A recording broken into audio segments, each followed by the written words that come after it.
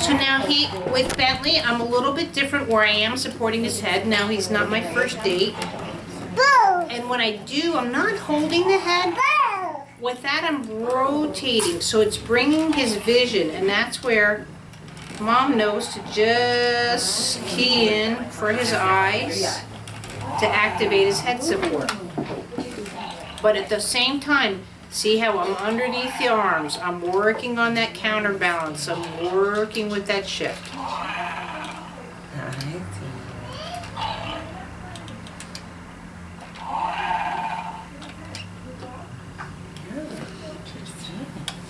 But he's totally nestled with his head against my chest cavity.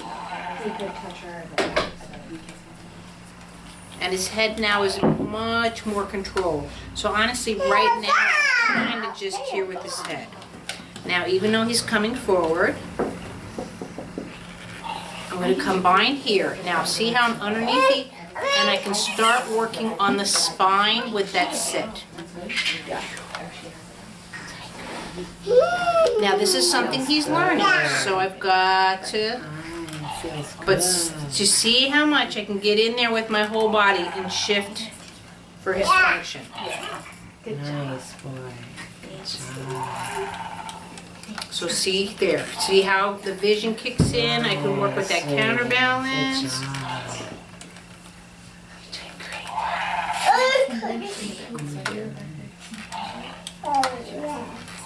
But see how he's not used to that synchronization. Does that make more sense too, even with kind of that synchronization of how the whole, working with the whole body, tilt from pelvis to pelvis? Okay.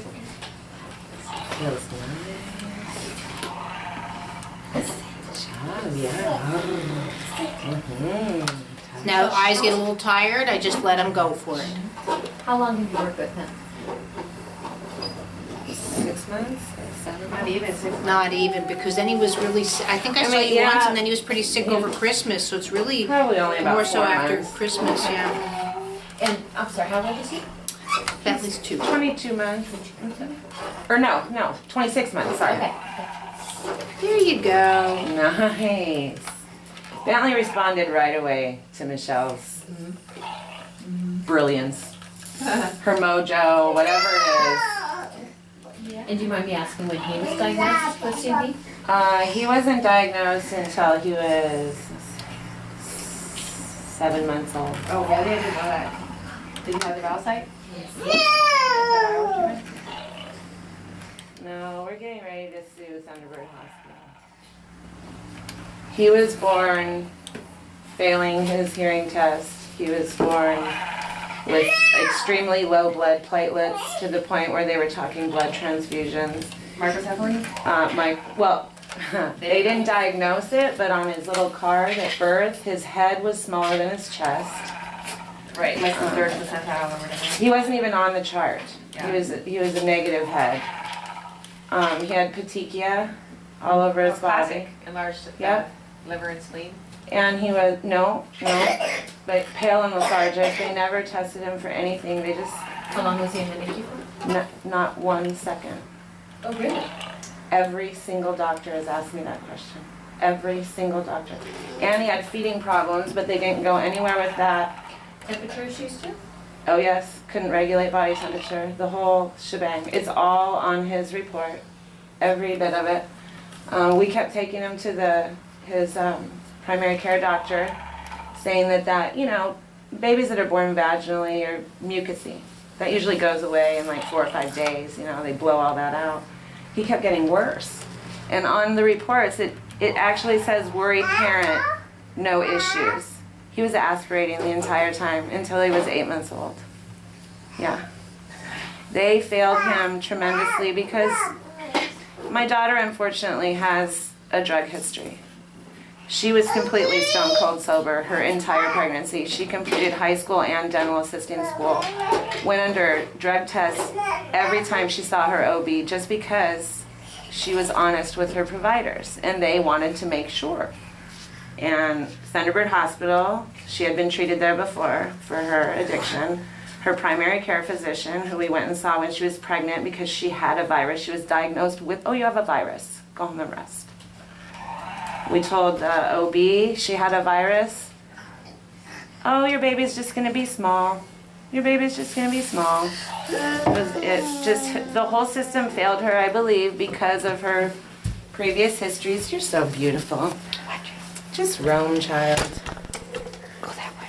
And I just think it's really sad that, you know, even if they didn't have a history with her, he presented with every single situation, and they did nothing for Well, him. even if they didn't catch a CMV, They should have tested him for something. Or Yeah, something. Worked up, yeah. Yeah. They should have taken the blood and found the reason why does he have such extreme low blood platelets? Why does he have the petechia?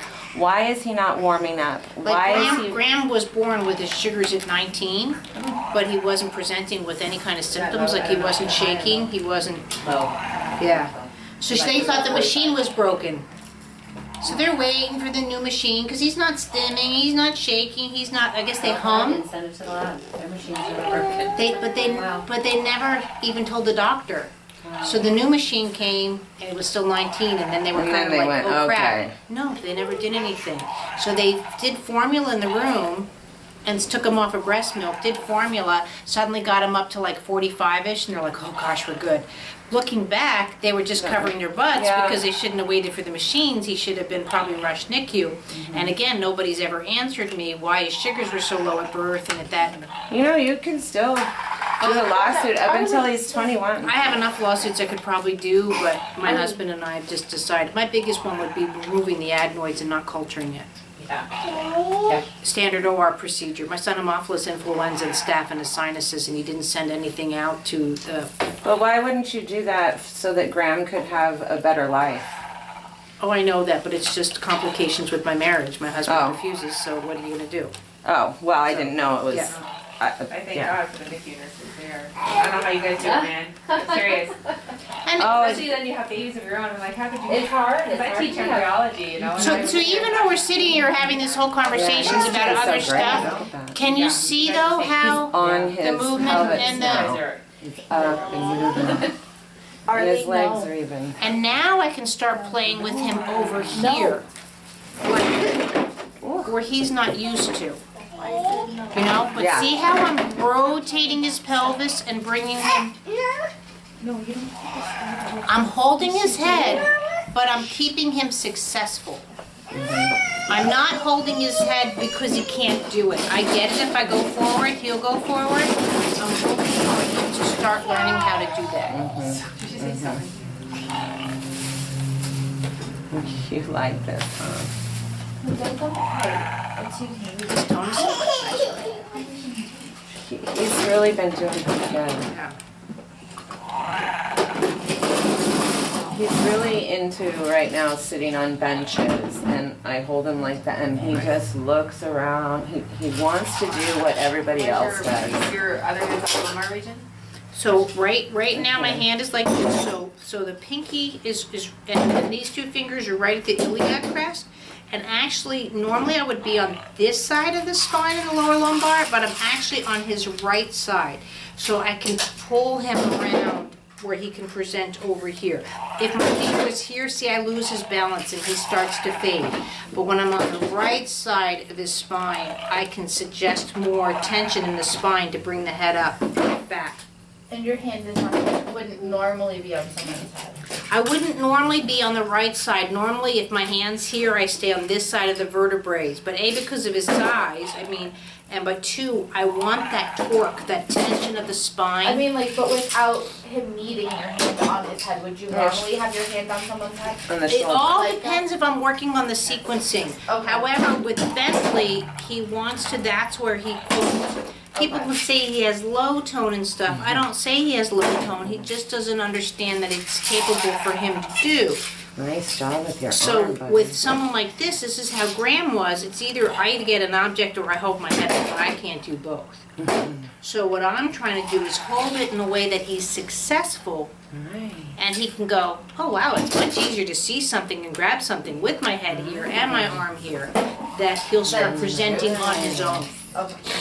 And that's really all I do with anybody's body, whether they're special needs or not, or the scoliosis, and, you know, I'm just offering a different way of that bend to hold the head to happen. Is that obvious right there with Ryan? Yeah. But this is where, again, people see the disorder of special needs. What would you do, let's say, for CP or autism versus just functional movement? So see how.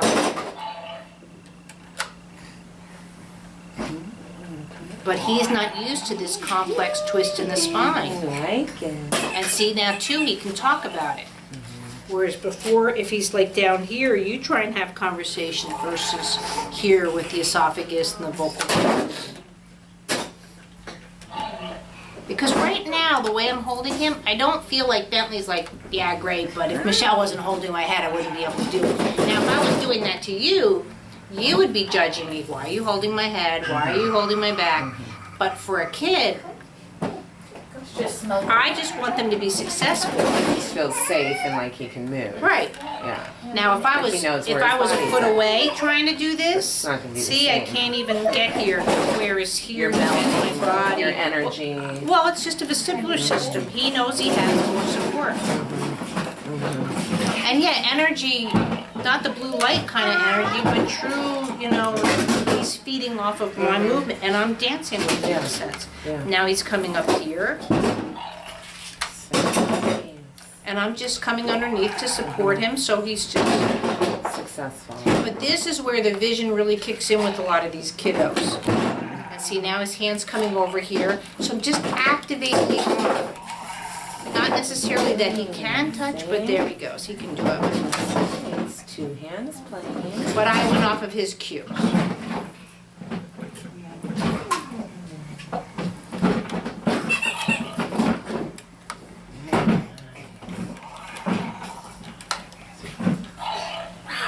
Okie doke, big guy. Why don't I turn around and do this to your mommy, and then she can feel it, so she can hopefully do it more at home. Today, everyone, I'm going to try and feel up everybody, because it's a really, thank you, important movement. Now, if you want to get him settled first, I want somebody else there. Yeah. You like. So I'm doing something a little bit different with Rachel. When I went around her, she's very high-strung through the upper chest cavity. Such a nice way of saying completely stressed out. I was thinking it's better off than saying the stiff old lady, but you know, No, not a stiff old lady. you're younger than I am. Completely stressed out. So I'm just here, just allowing her to come home. But at the same time, I'm just in the lower diaphragm. I'm snuggled around her. And I'm just waiting for her. So far, even though I'm pushing, she hasn't come back to me. She just wants to hold her own. But her back won't. See, if I do this, see, you're like, You saying I have trouble relaxing? you know what?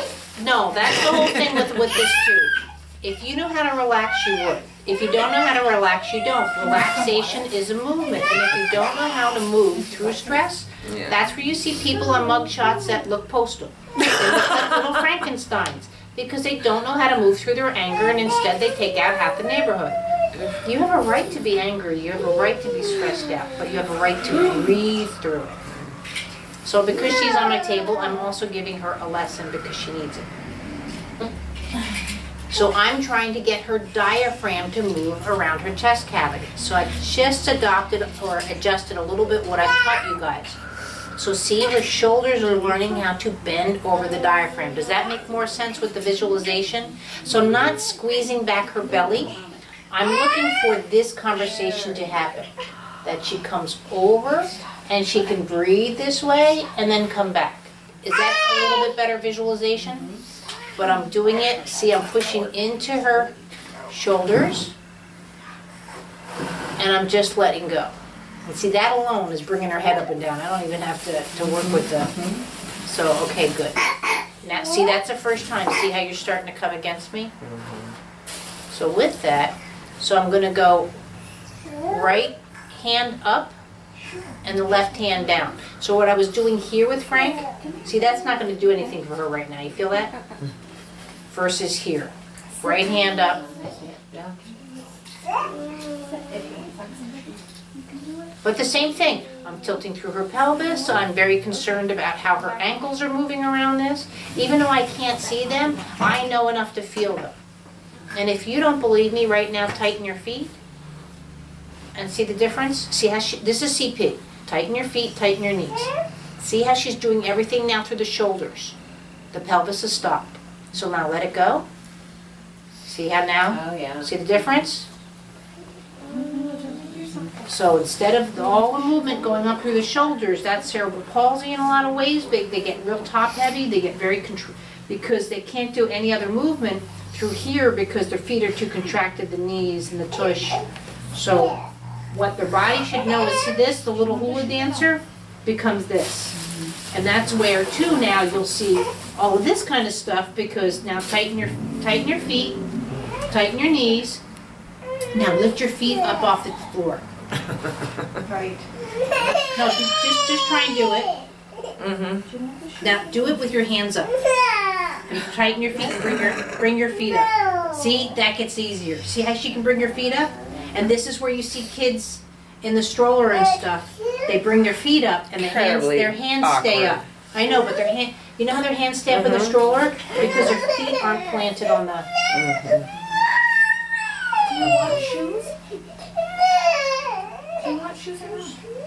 So see from doing all of that how much, quote, You asked me for the shoes. because your brain's like, I don't want to be that stiff. I gave you an option how to be more stiff, so your brain goes, that's not great, let's be more relaxed.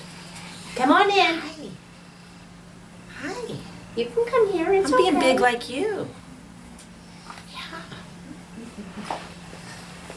So now I can come here. There we go.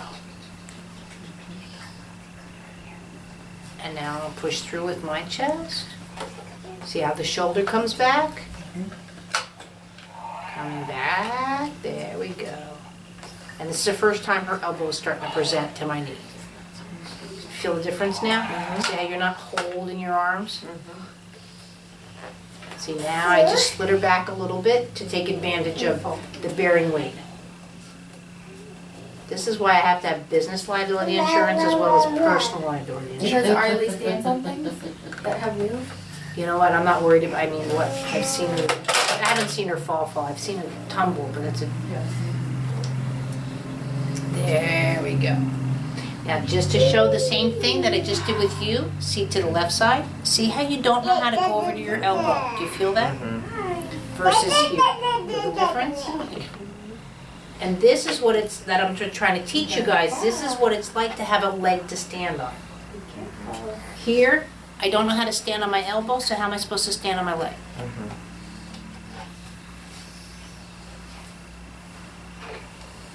Now I'm going to sort of give what I have Frank. I can come up now. I'm going to go into that C7-ish. And there we go. See how I'm pulling back? C7, but over to the right. Now notice again, I'm still pulling with my right hand. If I don't activate my right hand, see what that does? Doesn't even feel nice. I'm looking for that taffy pull. Or I can go here and look for that taffy pull. There we go. Whee! You haven't felt your spine stretch in a long time.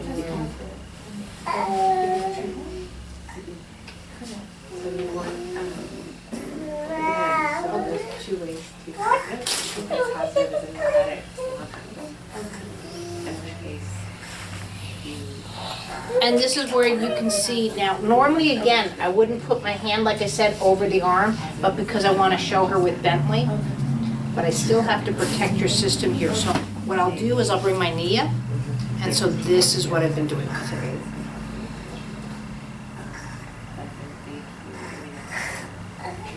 So I'm not doing this. See how that only bears weight on the spine as well as I hold the head? I'm just trying to separate the head from the spine to work. So when you have the object, that's how I do with the tracking.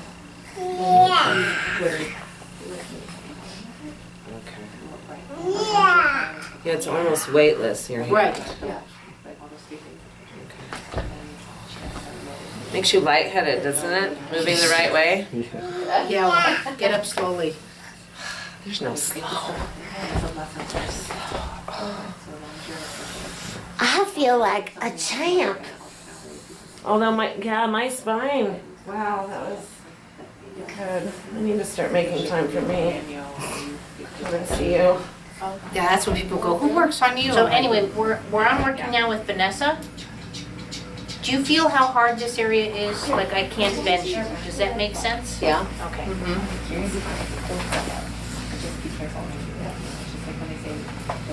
So I'm working with the first, second, third vertebrae. But see, like right here, what I'm doing, I'm being a little bit more aggressive than I normally would be, but I want you to see what I've been doing with Ryan. Okay. So I'm in here, see I'm not touching, I'm rotating this rib down. This is where I think he's like, owie, owie, but I'm not owie. And it's like you said, it's probably annoying. But see how I'm actually trying to twist his bones because his bones are abnormally twisted the other way. Right. So again, I'm not trying to quote correct him. I'm trying to say, yeah, but you can do this as well as this. There we go. But see, because you don't have that scoliosis going on, your system's adjusting a lot quicker. But see the same thing, how I'm shifting you down into your left pelvis. Right. I'm not doing this. Right. Feel the difference? Yep. This is much more like a dance. So you're doing a lot with your elbow too? Or Yeah, well, I'm doing a whole rotation. Watch this if I have just stiff feet. If I curl my feet Okay. Yeah. versus,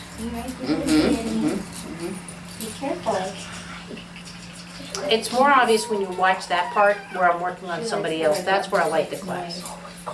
But see, I can't bend the string. Wait till she learns the panic button. So now I'm gonna come here.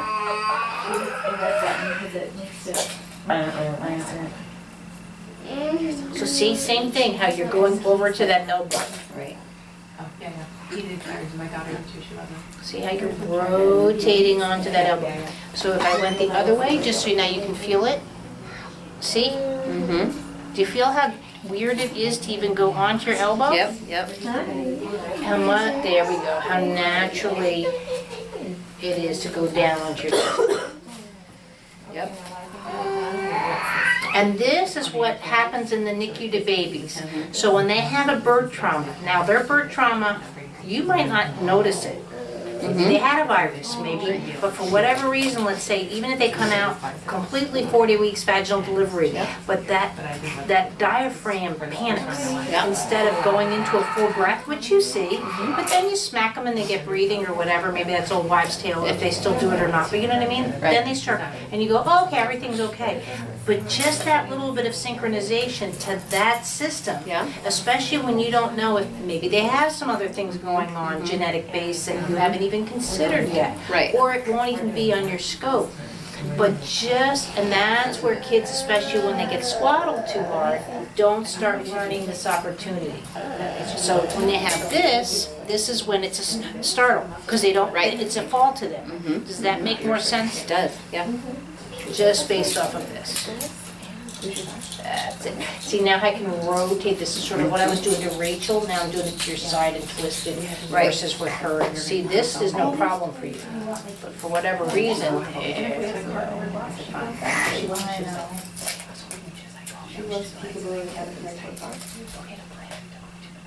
now, what I'm doing to you is if it's life-changing or not, I don't know.